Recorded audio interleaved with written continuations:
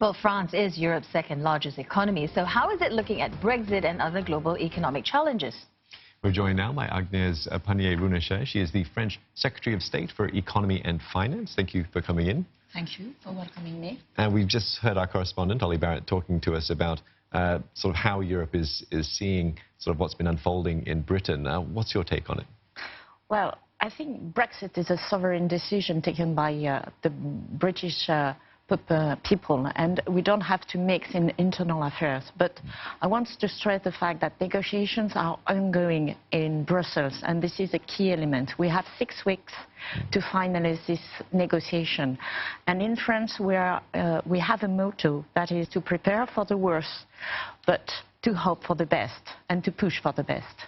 So saying that, it seems that the risk of a no-deal Brexit is actually growing. How is France then preparing for a potential no-deal Brexit, and how are you preparing for this relationship with the UK then?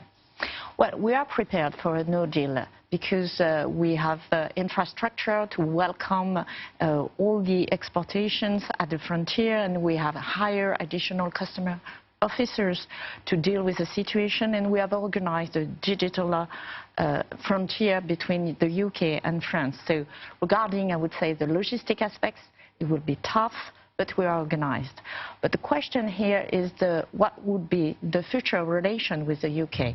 Our perspective is that we have been a partner for the UK for more than 45 years. I don't see why we couldn't find an agreement, in a free trade agreement, that could be deep, that could be a good agreement, and that will help us to find the best solution after this Brexit situation. So whichever way it goes and whatever happens, you see the relationship between the UK and France continuing on? Yes, you know, he's one of our first partners when it comes to trade, and it's the first partners regarding defense and security, and this is something that will stay after Brexit for sure. Well, let's look at another challenge that's also facing this global economy, and that is the US-China trade war. How has that impacted France? Well, at this moment of time, the growth is rather steady in France. I would say solid, and it's one of the highest growth when compared to our neighbors. However, we are not living in a different world than Germany or the UK. So we believe that these trade tensions are no good.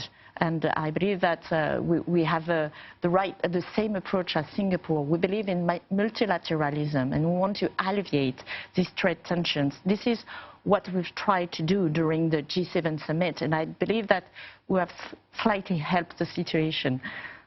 Now, staying with the trade war then, there has been some criticism of France's new sort of digital tax. If you can help us understand that and how that may cause some sort of friction with the US, and what would you say then in response to concerns about it? Well, what is at stake here is a level playing field issue. Digital platforms don't pay the same amount of tax than physical platforms, and the difference is huge. This is the first point. And the second point is that digital platforms don't pay their share of public infrastructure, schools, hospitals, everything. And this is a concern not only for the French government, but for many governments around the world, even the United States. And this is why we have pushed the discussion in G7, in G20, at the OECD level, and at the European Union level. What we have done by voting this law is to show that it was possible. And we make it clear that we will remove this taxation the day we have an international agreement.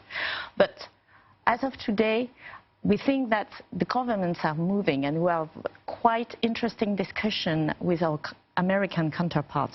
And as you know, we reached an agreement in Biarritz, so now it's time to make it real. Right, speaking of this digital journey that France is on, you know, which is similar to various Southeast Asian economies, you're moving towards France Industry 4.0. Help us understand what are some of the lessons that we can draw from France's digital journey? Well, France is now well known as a vibrant community for French techs, and you know that we are welcoming the first incubators for startups in the world, which is Station F. This is a good achievement, and we want now to move from French tech success to what we call French Fab, that is Industry French industry's success. And we believe that we have a lot to learn from Singapore, because this quick moves, this capacity to invest in innovation, to accompany SMEs, to transform their way of production, and to have to be positioned at the higher level on the value chain is a good example. And what we want to share also with the Singapore business community is that there is a real interest to invest now in France, in industry and in tech. So we believe that we need to strengthen the links between our two countries. Right, and we do have a very strong relationship, Singapore and France. But thank you very much for coming in and speaking to us. We've been speaking with French Secretary of State for Economy and Finance, Agnes Pannier-Runacher. Thank you very much.